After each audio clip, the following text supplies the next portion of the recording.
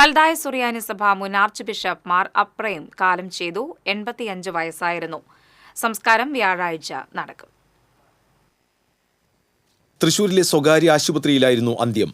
അരനൂറ്റാണ്ടിലേറെ സഭയെ നയിച്ച മാർ അപ്രേം 70-ലേറെ പുസ്തകങ്ങൾ രചിച്ചിട്ടുണ്ട്. 3 വർഷം മുമ്പാണ് ആർച്ച് ബിഷപ്പ് പദവിയൊഴിഞ്ഞത്. 54 വർഷം ആർച്ച് ബിഷപ്പായിരുന്നു. 1940 ജൂൺ 13 ജനിച്ച മാർ അപ്രേം 28-ാം വയസ്സിലാണ് എപ്പിസ്കോപ്പ ആയത്. അതേ വർഷം തന്നെ മെത്രാപ്പോലീത്തയുമായി. തൃശൂർ CMS സ്കൂളിലും തുടർന്ന് കാൽഡിയൻ സിറിയനിലും പഠിച്ച അദ്ദേഹം സെന്റ് തോമസ് കോളേജിൽ നിന്ന് ഇന്റർമീഡിയറ്റ് പൂർത്തിയാക്കി. 1961 ദൈവശാസ്ത്രത്തിൽ ബിരുദം നേടി.